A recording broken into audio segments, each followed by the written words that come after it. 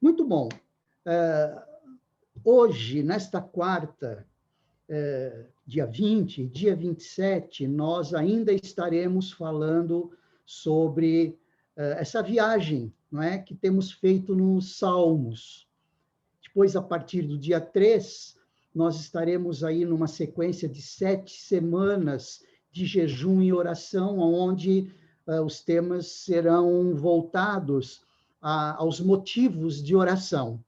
Bom, então, dia 3 de fevereiro, não é, até o dia 17, se não me engano, dia 17 de março, nós estaremos aí numa sequência de 7 semanas de jejum e oração. Nós falaremos um pouquinho mais sobre isso oportunamente. Mas hoje, dia 20 e no dia 27, nós vamos ainda continuar essa viagem abençoada e abençoadora, eu tenho certeza, no livro dos Salmos. Não é? Nós temos visto já alguns tipos de salmos, não é? Nós vimos aí nas séries, nas quartas-feiras anteriores, os salmos de exaltação à lei do Senhor, os salmos messiânicos, os salmos de celebração de vitórias e de confiança, e começamos na quarta-feira passada, mais hoje, mais quarta-feira próxima, cânticos de culto e louvor. Na quarta-feira passada, nós falamos no Salmo 33, onde nós pudemos perceber uma força, vou usar uma palavra, talvez, para exemplificar um pouco o poder dessa força, uma força descomunal, do salmista vindo de dentro, na direção do louvor e da adoração a Deus.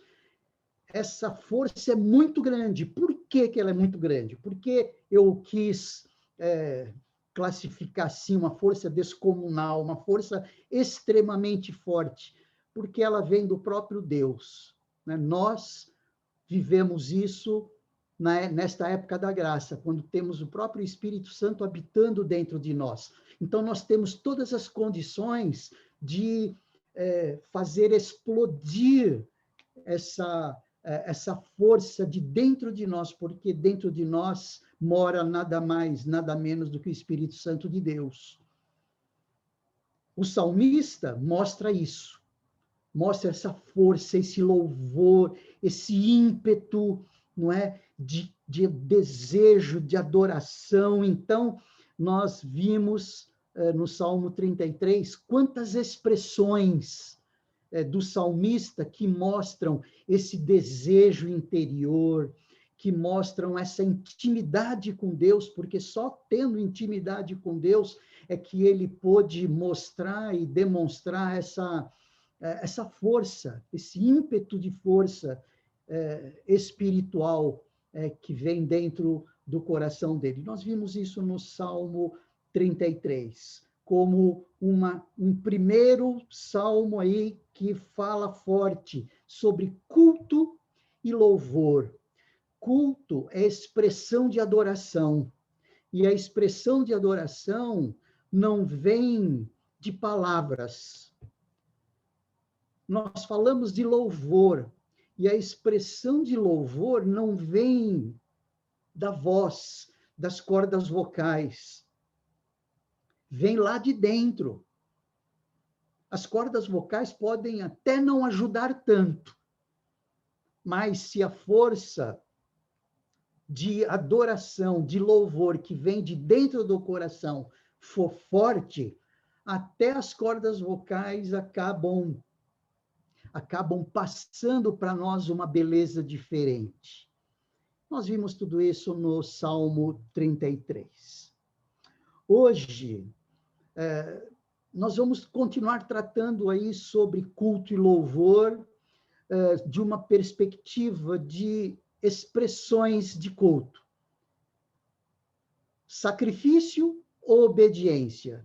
Eu diria assim, que sacrifício de louvor, como nós vamos ver no texto, que é o que ressalta, tem a ver com obediência e não com religiosidade. sacrifícios de louvor têm a ver com obediência e não com expressão de religiosidade. Por isso, se a gente for colocar assim, religiosidade versus obediência. Quem é que manda? Obediência.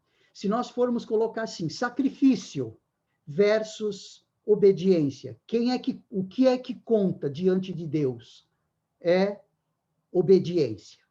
Vamos ler o texto? É o Salmo 50, que eu vou pedir que, por favor, você abra sua Bíblia aí no Salmo 50, que são 23 versículos que mostram para nós e que nos ensinam aí o que Deus está falando para nós sobre religiosidade.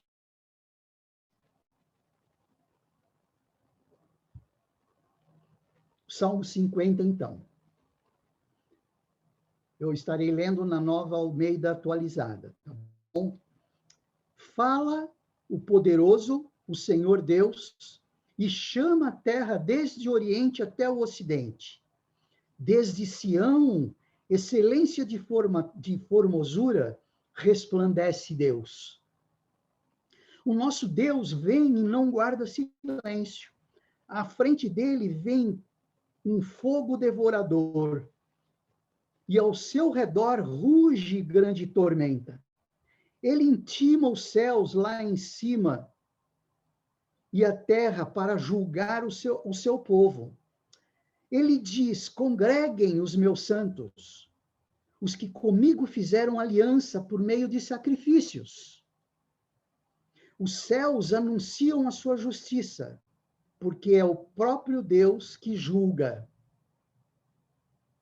Escute, meu povo, e eu falarei. Ó Israel, e eu testemunharei contra você. Eu sou Deus, o seu Deus. Não o repreendo pelos seus sacrifícios, nem pelos holocaustos que vocês continuamente me oferecem.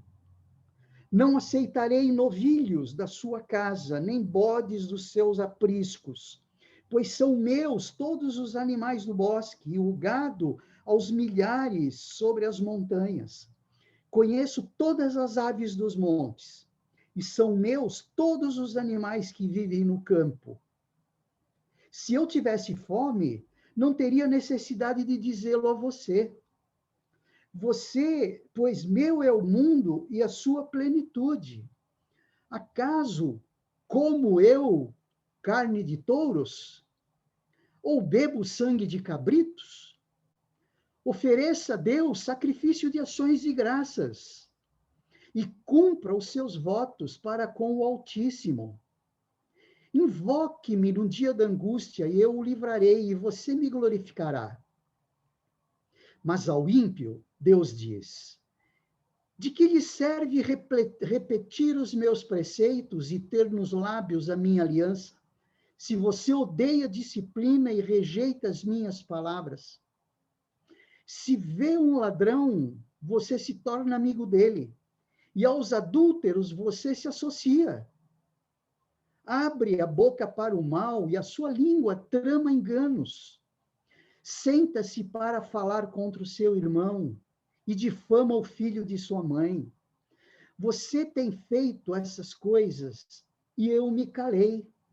Você pensava que eu era igual a você, mas agora eu o repreenderei e porei tudo à sua vista. Considerem, pois, nisto, vocês que se esquecem de Deus, para que eu não o despedace, nem haver quem os livre. Aquele que me oferece sacrifícios de ações de graças, esse me glorificará.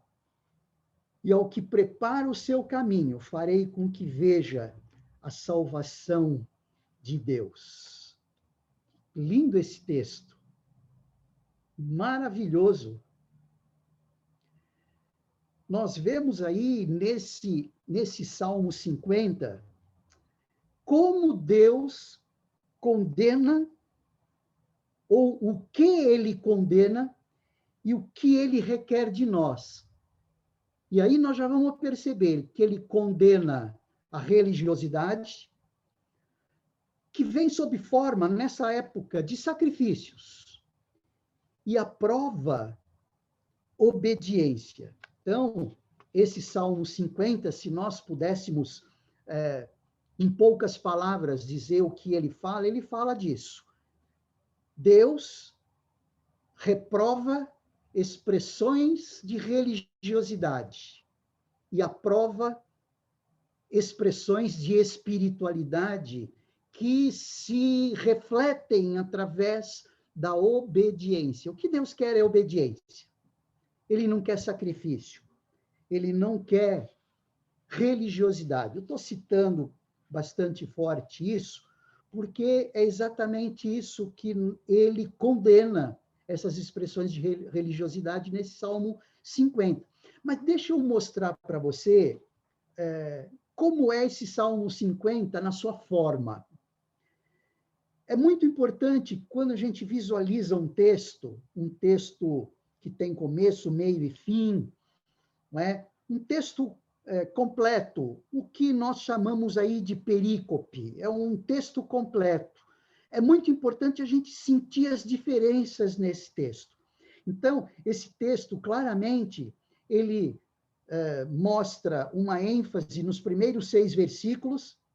Eu gosto de fazer isso para isso facilitar a nossa compreensão do texto. Então, se você tiver uma caneta, trace aí faça um risco, um pequeno risco aí embaixo do versículo 6, e do versículo 1 ao versículo 6 é uma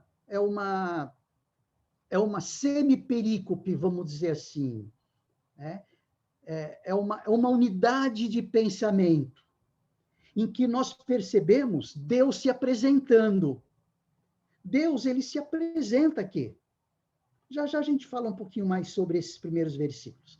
Depois, a outra unidade de pensamento, a outra divisão, é do versículo 7 ao versículo 15, que ele aponta e faz uma série de considerações em relação ao povo de Deus, em relação aos santos, em relação aos justos, cobrando dos justos um pouco mais de responsabilidade em relação às expressões de adoração e expressões de culto. Já já a gente vai ver como ele faz isso.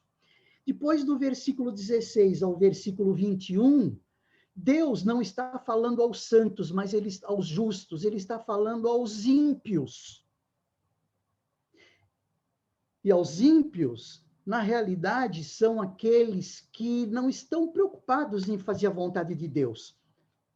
Eles têm muito mais compromisso com eles mesmos, compromissos em satisfazer as suas vontades, satisfazer os seus ímpetos, não estão muito preocupados com as coisas de Deus, estão alheios às coisas de Deus. Então, nós vimos isso do versículo 16 ao versículo 21, a gente também vai entrar. E depois, uma conclusão, onde no versículo 22 ele faz uma consideração final aos ímpios, e no versículo 23 uma consideração final aos santos. Então, quanto à forma, não é? O Salmo 50 está formatado assim, do versículo 1 ao versículo 6, Deus se apresentando, do versículo 7 ao versículo 15, Deus falando aos santos, ao povo de Deus, ao seu povo, aos justos, do versículo 16 ao versículo 21, ele falando aos ímpios, e a gente vai ver, quando a gente lê e fazer algumas considerações, como isso acontece mesmo. E depois, uma conclusão que ele dirige para os ímpios e que ele dirige para os santos. Aí. O que está pegando nesse texto? Mas antes disso, voltando um pouquinho, só para a gente poder entender esses primeiros 6 versículos, por que Deus se apresenta? Ele começa a dizer assim, olha, quem fala com vocês? Fala o poderoso, é uma expressão divina. Fala o Senhor, é uma expressão divina. Fala Deus, é uma expressão divina, né? fala o poderoso, o Senhor Deus, fala o poderoso, El Shaddai, fala o poderoso, Yahvé, Senhor, fala Deus, Elohim, aquele que está no início do capítulo 1 de Gênesis, que criou todas as coisas. Fala que ele fala de Sião, excelência de formosura, e essa excelência de formosura é onde resplandece Deus, porque é de Sião que sai a salvação, é de Sião que sai o Cristo, é de Sião que sai a transformação do ser humano, a redenção do ser humano. No Antigo Testamento, a presença de Deus se fazia em Sião, e especialmente no tabernáculo, no templo.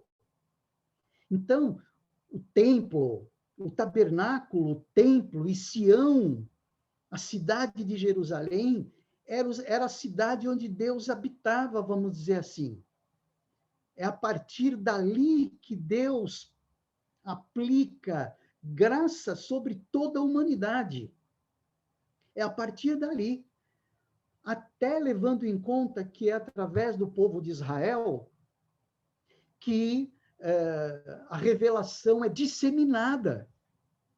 A revelação é disseminada no Antigo Testamento através de Israel. E isso acontece no Novo através da igreja. A revelação de Deus hoje é disseminada através da igreja. Isso só para carregar um pouquinho os seus ombros, assim como o meu, da responsabilidade devida. Então, esses primeiros versículos apresenta Deus assim, e apresenta Deus como juiz, porque ele vem para julgar, apresenta Deus voltando para julgar tudo e todas as coisas, para julgar tudo, todas as coisas e todos os seres, todas as pessoas. Então, esses primeiros versículos, esses primeiros 6 versículos, eles vão nessa direção, é um tipo de apresentação de Deus. Nós vemos Deus fazendo uma apresentação de si mesmo. É como se ele estivesse escrevendo uma carta, de para. E aí, a partir, então, do versículo 7, ele vem falando para o povo, não é? Ele vem falando para o povo, olha, escute, eu estou falando com você, Israel, e eu testemunharei contra você, e vem dizendo por que ele testemunha. Ele está dizendo assim, olha, você acha que eu vou aceitar de vocês novilhos de sua casa, bodes do seu aprisco? Tudo isso é meu. Eu não preciso disso. Eu não preciso comer carne de touros e de bodes e de cabritos. Eu não preciso tomar sangue. Eu não preciso nada disso. Na realidade, o que Deus está cobrando deles era seriedade na hora de fazer aquilo. Não que Deus estivesse condenando o que eles estavam fazendo. Deus estava condenando a maneira como eles estavam fazendo aquilo. Tanto é que no versículo 8 ele diz, escute, ele diz assim no versículo 8, não o repreendo pelos seus sacrifícios. Olhem aí. Eu não estou repreendendo vocês pelos seus sacrifícios, nem pelos holocaustos que você continuamente me oferece. Não é por isso que eu estou repreendendo vocês. Só para a gente entender, porque senão alguém vai dizer, mas como assim? Do versículo 9 em diante, ele rejeita esses sacrifícios, sendo que ele mesmo estipulou esses sacrifícios. Mas aí ele está dizendo, olha, eu não estou repreendendo vocês pelos seus sacrifícios. E esse versículo 8, ele é vital para a gente entender isso. Ele está repreendendo o povo pela maneira como ele fazia isso, maneira mecânica. Eles expressavam adoração de maneira mecânica.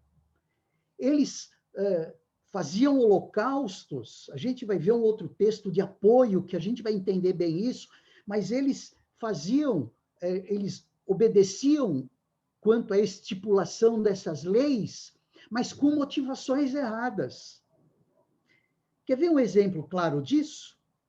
Abra sua Bíblia em Isaías capítulo 1. Nós vamos entender bem o que Deus está querendo dizer aqui para o povo, e nós vamos entender bem também o que Deus está querendo dizer para nós.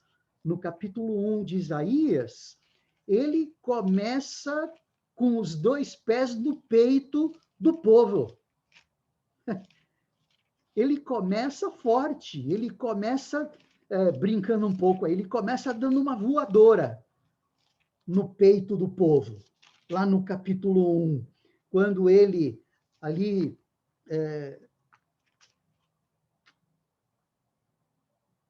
a partir do versículo 2, quando ele diz, olha só o título que a Nova Almeida Atualizada dá, Nação Pecadora.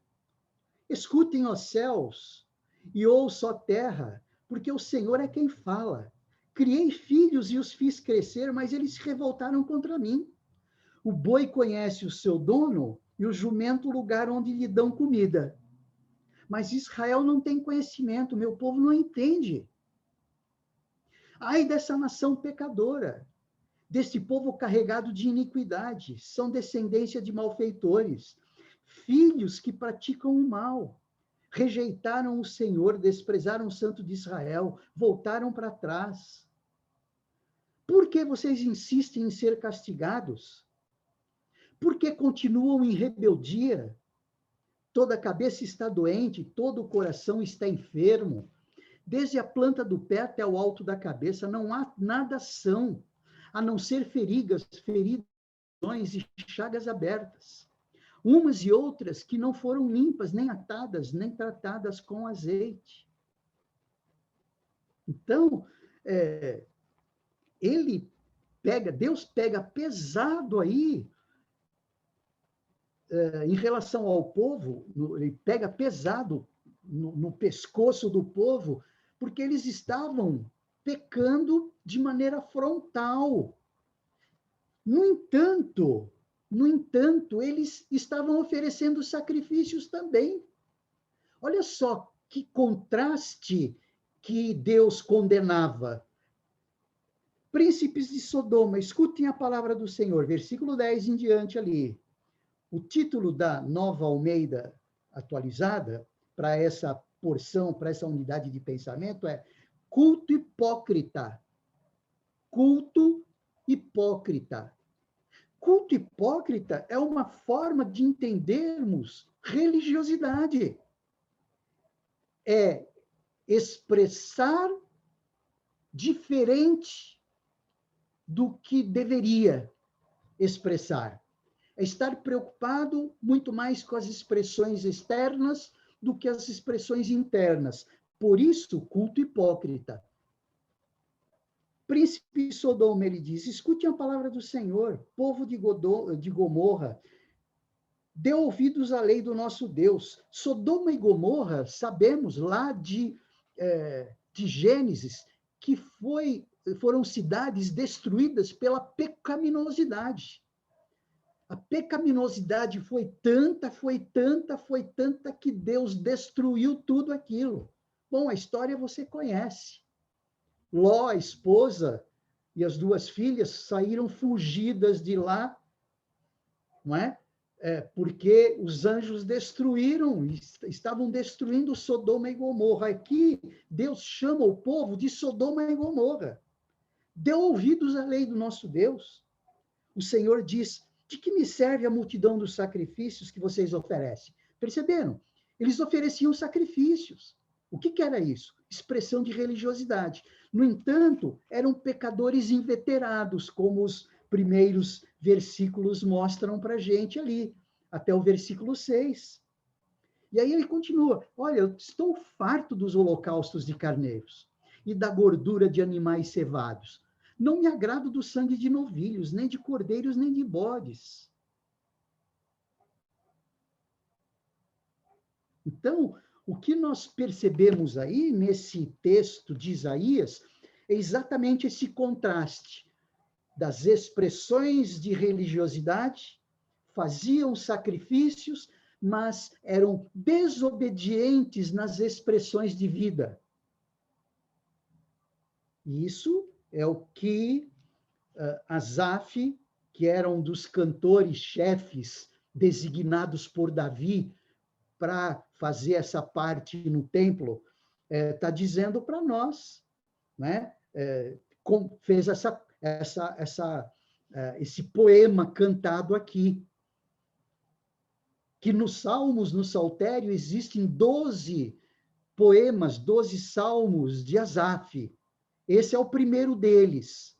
Depois, no Salmo 73 a 83, da mesma forma.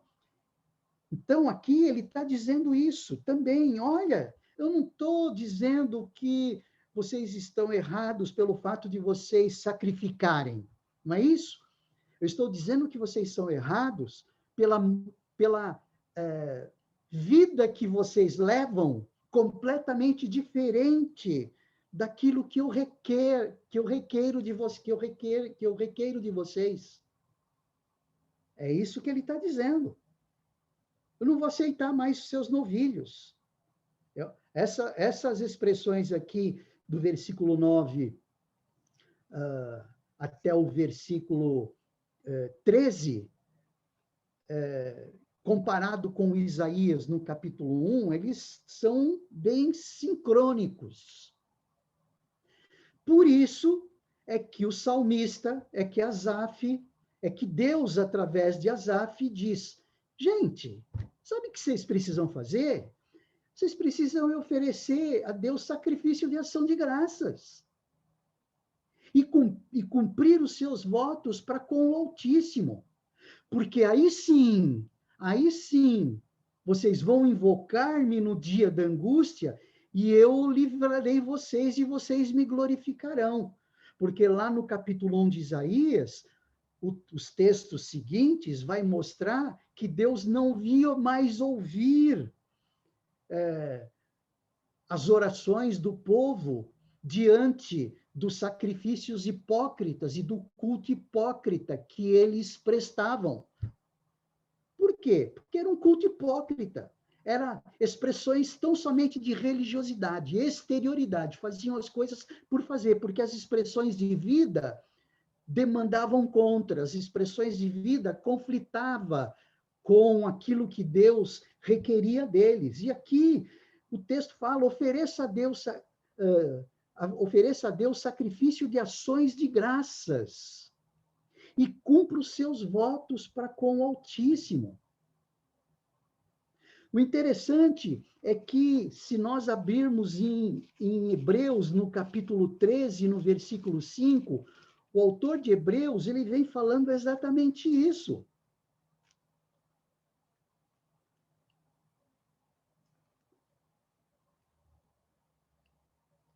Capítulo 13, versículo 15.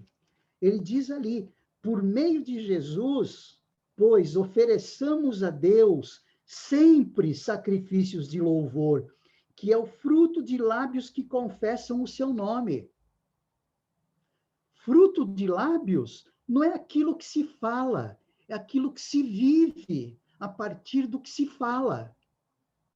É estar falando de Jesus, mas vivendo de maneira a agradar o coração de Deus. É isso que o autor de Hebreus está dizendo aqui, porque o contexto de Hebreus é Jesus. O contexto de Hebreus é o sacrifício de Cristo. O contexto de Hebreus é a encarnação do Verbo. O contexto de Hebreus é o sangue derramado, como de um cordeiro sem defeito. Para quê? Para que haja consagração de vida. Aqui não está sendo dito que para que nós cantemos. Cantar é uma das manifestações, tão somente de louvor e de adoração.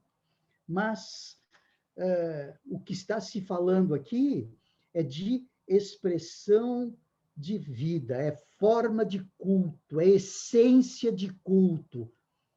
Quer dizer, desculpe, não é forma de culto, é essência de culto. Porque pode-se muito bem ter aparência de culto e não se cultuar ninguém, cultuar a si mesmo. Pode-se muito bem se ter uma orquestra maravilhosamente harmônica, mas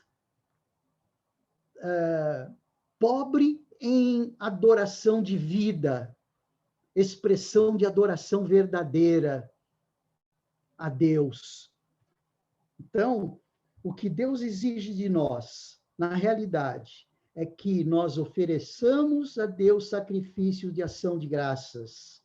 O que Ele requer de nós, como no versículo 23, porque aquele que me oferece sacrifícios de ações de graças, esse me glorificará.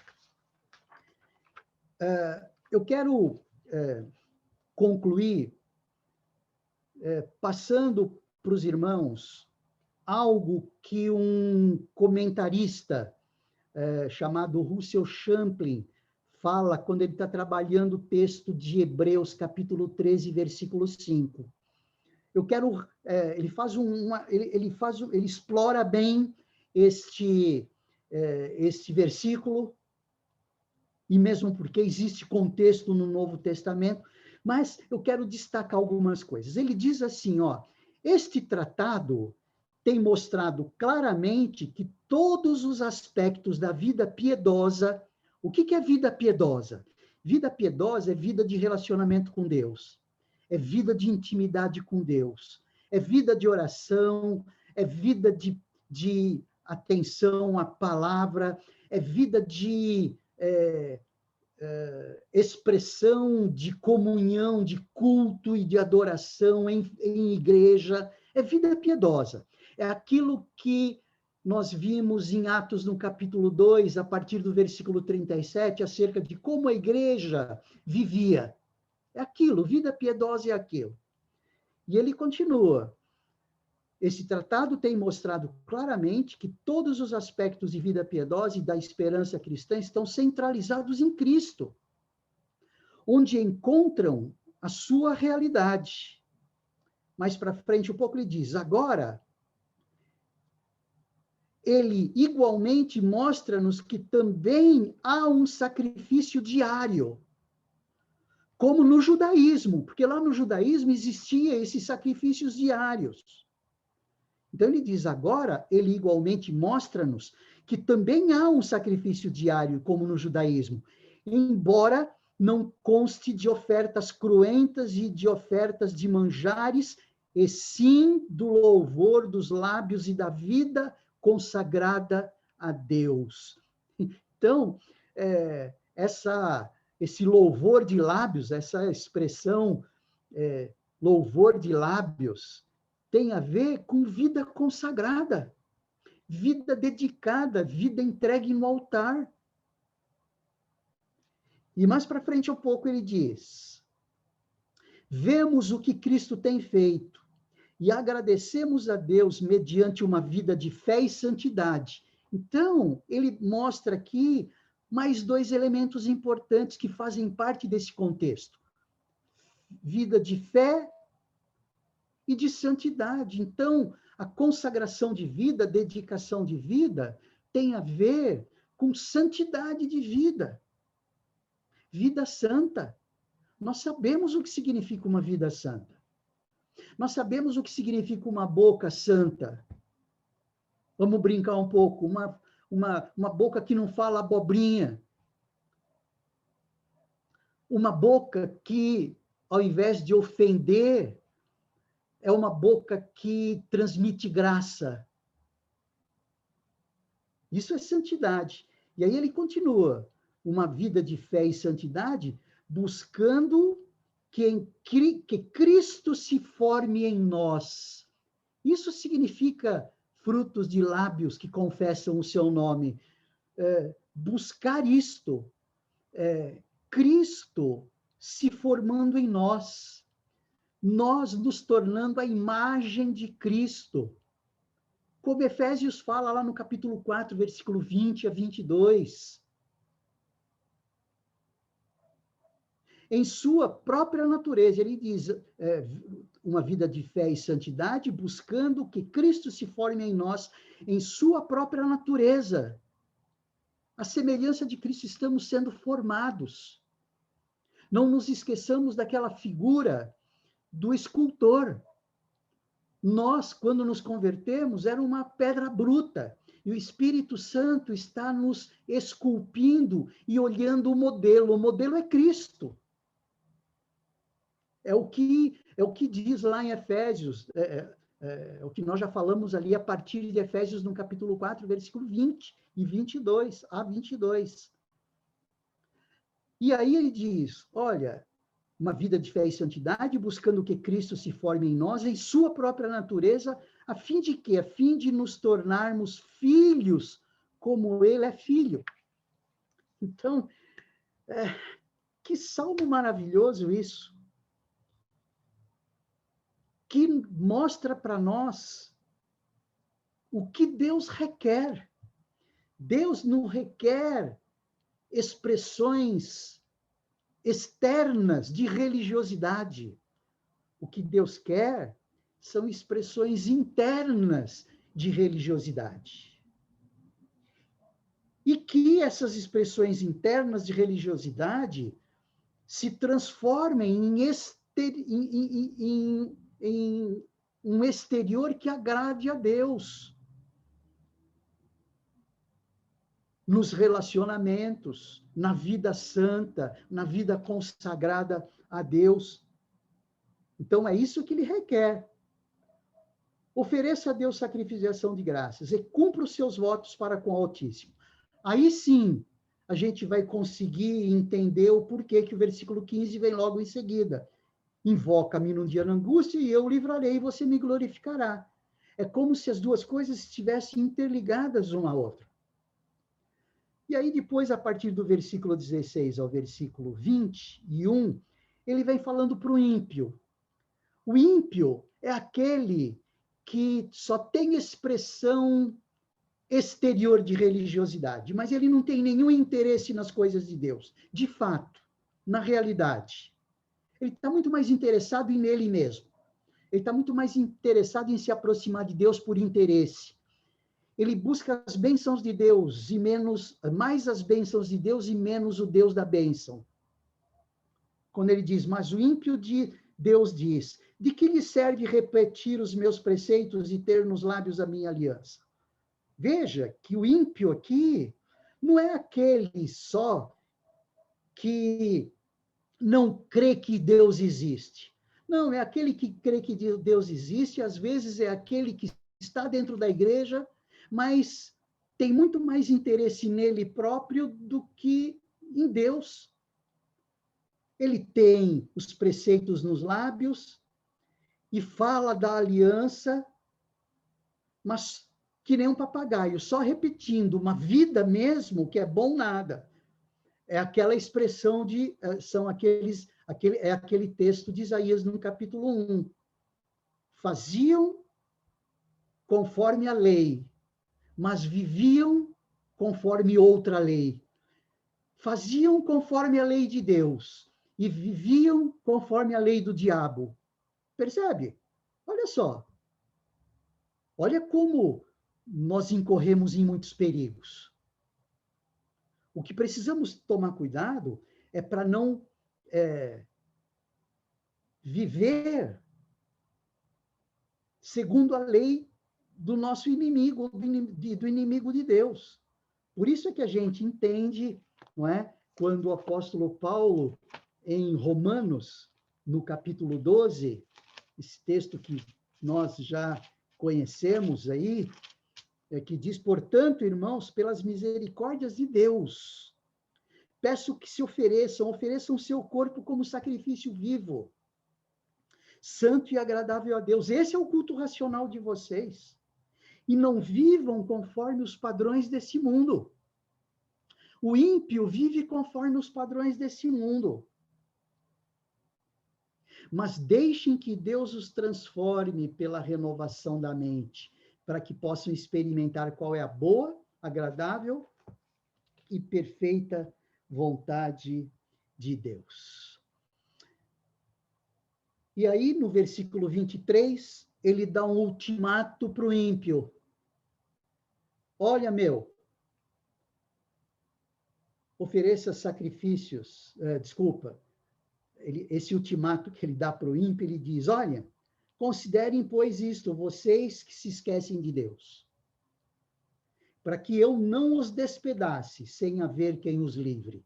Porque ele já se mostrou que ele é um Deus justo, é um Deus juiz, ele já fez isso nos primeiros 6 versículos.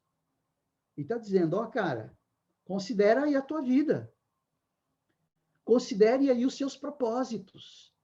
E aí o crente em Cristo Jesus precisa fazer isso, porque eu posso estar vivendo como um ímpio, dependendo do padrão de vida que eu tiver, eu posso estar vivendo como um ímpio. Aquele que estiver em pé, cuide para que não caia. E aí ele dá aí um ultimato para o justo. Aquele que me oferece sacrifício de ação de graças, esse me glorificará. Então, você quer glorificar Deus? Desejamos glorificar a Deus? Nós já sabemos o caminho aqui. Esse Salmo 50 nos ensinou direitinho. E aí ele conclui na segunda parte do verso 23. E ao que prepara o seu caminho, ou seja, aquele que leva em conta isto, aquele que toma cuidado com a sua maneira de vida, não só com a sua maneira de expressar religiosidade. O que ele está dizendo aqui, não adianta nada você botar uma Bíblia embaixo do braço, não é? Bota uma Bíblia embaixo do braço, vai na igreja, domingo de manhã, domingo à noite, segunda-feira os padrões são outros. Ou às vezes vai na igreja, mas o pensamento está em outro lugar. Às vezes o pensamento está em combater um irmão. Às vezes o pensamento está em falar mal de um e de outro.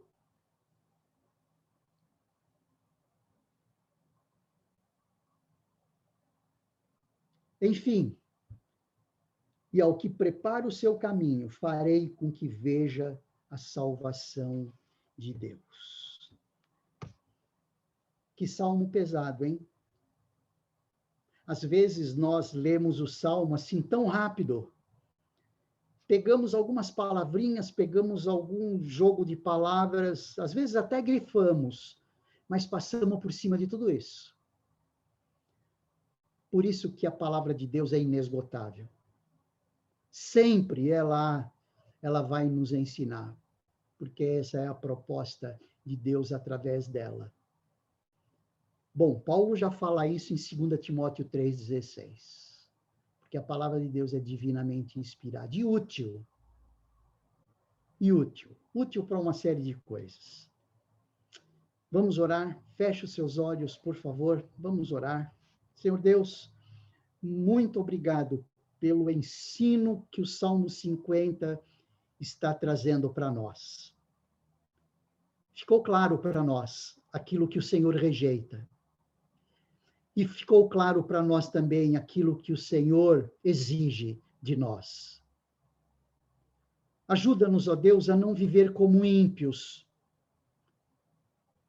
vivendo às vezes expressões de religiosidade, mostrando expressões de religiosidade, mas vivendo, refletindo outros padrões. Te pedimos, ajuda-nos, ó Deus, a cuidar de escolher certo entre sacrifício e obediência, entre religiosidade, expressões de religiosidade e obediência, que estejamos convictos em preferir, não só preferir, mas viver o que preferimos, a obediência à tua palavra. É a nossa oração, ó Deus, que fazemos em nome de Jesus. Amém.